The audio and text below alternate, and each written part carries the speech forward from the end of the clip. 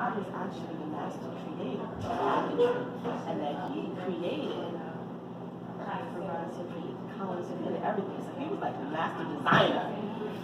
So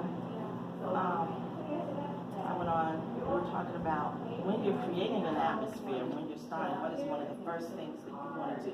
Whether it's a dance piece, whether it's an actual scene that you're doing, the first absolute thing that you do is, remember, you forgot already.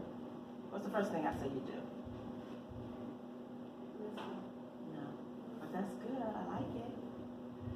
When you're setting something up, when someone comes to you and says, oh, you know what? I want you to do a dance piece for Father's Day. Or you know what? I want you to, our pastor's celebrating his 30th anniversary, and I want you to decorate the sanctuary for us. And you say, okay, let me consider it and get back to you. And then you go home and you what? Pray. Hello. That's what you do. You pray. You seek God first. Because every assignment that you get offered may not be something that you need to be doing. So you really want to know that you're moving in the will of God. All right. So, as I said, God is the master creator. He created a scene for his people so he could fellowship with them, dwell with them in Genesis. He created the blues. He created all the colors. When you think about it, think about just the flowers. How many types of flowers and how many colors? It's just amazing what he did. All right, so he was setting the atmosphere. Genesis in chapter 2, he creates man, the fellowship begins. We move through the Bible, due to sin, God is separated, man is separated from God. God is really never separated from us. God puts the plan into motion. He's going to free us meaning the Israelites. And who does he use? You answered already. Who does he use to set that plan into motion? Who is he going to use to deliver his people? Moses, yes. So the book of Exodus, after being freed from Pharaoh's reign, God takes the Israelites on a journey through the desert. There he gives instructions for building the tabernacle. And again, we see pageantry and the way he wants the tabernacle built. He gives specific instructions. We see the splendor in the items that adorn the tabernacle. I'm sweating so much that my glasses are sliding on the floor. Can you tell me 2 items that are in the tabernacle?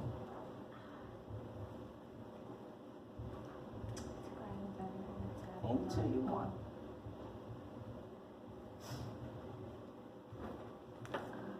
I always forget what it's called.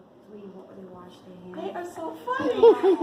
the laver. But let me tell you why this is funny. That's the laver where they wash. Okay. That's the exact thing that Caleb said. I don't know why I just remember that out of everything. The first place where I can wash. That means you ladies are just in sync. Let me go back to Mark 3 and see if I have a picture of the laver, because y'all are on that with that laver. How's it spelled? Laver. Okay. I actually don't. I'm sad because you both are just so incredulous about that. Yeah, I wanted to wash. But that's not clean hands. Yes. I got the lampstand. The lampstand was next. You too. My students are in sync, I tell you. Double O. Double Laver blessing. Yes, yes. Okay, well, absolutely. I don't have a picture of the laver, but next time I'm going to have that laver and lampstand for both of you, because that just seems to be it. Okay, so, all right. So we see in the tabernacle, God gave the artisans instructions as to how everything should be made. Dimensions, what fabrics to use, what type of metals to use, what colors to use. And as I was telling Kaylin, that's what we do when we get ready for a project. Brenda says, okay, this is our music. This is what the theme is we're trying to convey. These are the garments we're going to wear that has to be consistent with the theme that you're trying to portray. So if you're doing a jubilous, we're honoring dads for Father's Day, you're not going to wear a black garment and just heavy, dark setting, because it's a joyous occasion. So you also have to be mindful when you're setting your scene, what am I doing? What colors am I going to use? Is the person who's sitting in the audience or congregation that may not know anything about God going to be able to tell what I'm saying by what I'm presenting. And that's very important. So, regarding garments, where does the standard begin of how a dance minister should dress? Like, nowadays, dance ministries are popular now. Back in the day, they weren't. I've been in church for a long time, and when I was in the Baptist church, it was almost like taboo. So they were very strict on, if they did let you do it, you had to dress a certain kind of way, this, that, and the third. So what is the very beginning of how a dance minister came into being? What do you think that is? Where do you think the idea of how we should dress came into being? I was gonna say, well, not sure how we should dress necessarily, but of course, the idea of dance from David, because David danced. Okay, So that's good. that's how I remember, mostly hearing about dance in the Bible. Okay, what do you think? I don't know if this is correct or not. But didn't God tell the priests to wear certain stuff? Absolutely. So when the Levitical priesthood was set up, God gave specific instructions on how they should dress. So I would say that the standard came directly from God himself when he gave Moses instructions on how the Levite priests should be dressed.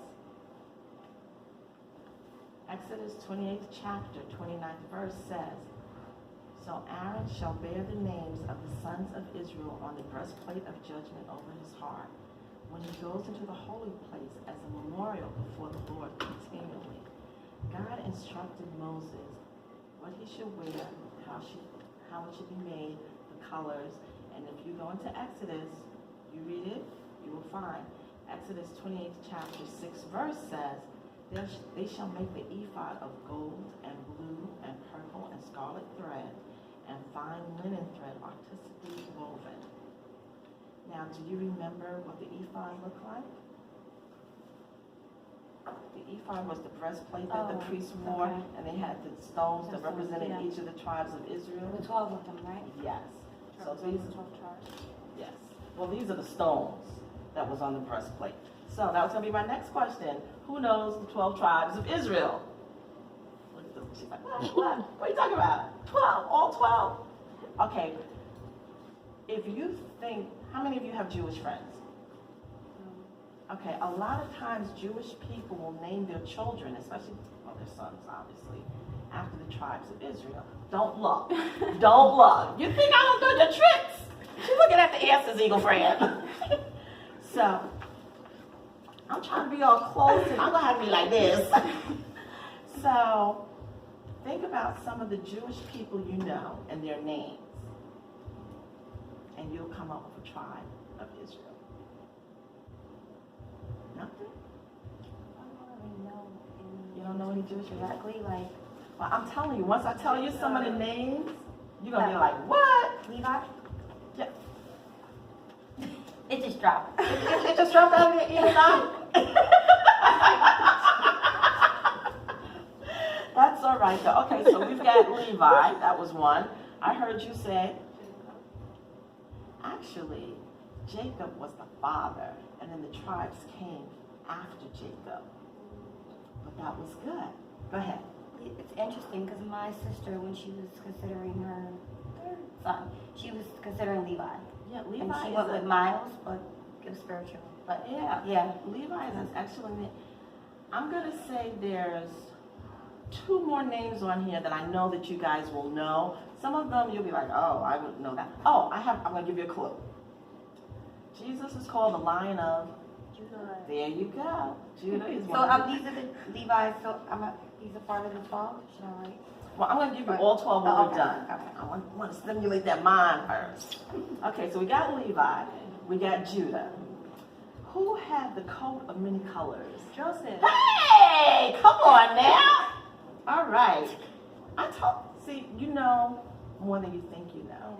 I just remember that coat.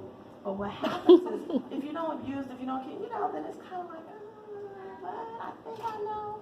Okay, so now I have another one I know you're going to know. How do I describe? Okay, this isn't biblical, but I know you'll get it. Okay? So one of the forefathers of America. Oh, no. You know history. You still in school. Look at me. His last name was Franklin. Abraham. Abraham Franklin? Who Abraham Franklin? Oh, Benjamin. Benjamin, yes. Benjamin is one of the tribes. I know you got Abraham because he looked comparable. Yeah. Okay. Okay. I get it. So now you can write. I'm going to give you all the 12 tribes. Okay, there's Judah. Judah. There's Simon. Simeon. No, yeah, that's not right. Is that right? Simeon. Simeon is, I was going to say, Simeon. pronounce Simeon. Simeon, thank you. Reuben. Reuben. And let me just say, I know Reuben. I know a Reuben. well, my ex-husband is Reuben, Wow. and I never knew he was. I was like, what, Lord? And he don't have no more God in him than what he had? Come on now. All right, that's just a sidebar.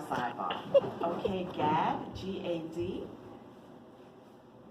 And this is what I really love about doing what we do, because as you ladies learn, I learn too. So when we do the principles, Eagle Brenda was talking about Issachar. And she's like, and I was like, okay, but I didn't know who Issachar was. I thought you were saying it is a car. Sorry. Issachar. Oh no, Issachar. Oh, okay. Go ahead. And so I didn't know who it was. And then I had to go and I had to study. I was like, oh, that's one of the tribes of Israel. Okay, I got you now. So now when she talks about it, I'm like, I got you. I'm here. So Issachar, Issachar. Okay. Now, and a lot of these, again, God just opens up your mind. He'll bring people into your world and things that you've learned. You're like, oh. So I know a young man, his son name is Asher, Asher. Oh, the actions in my school are not good. But that's one of the tribes of Judah. Are they Jewish? ASH. Are they Jewish descent by any chance, these young men? One of them is Jewish, one of them is rebellion. Okay. So, but again, that's one of the tribes. ASHER? Asher. And, excuse me, even I'm not sure, there's a young lady, oh my gosh, I lost her name right now. Short haircut, your buddy, dark skin, has the son. Zalika. Yeah. Is her son named Zebulon? Oh, it's not.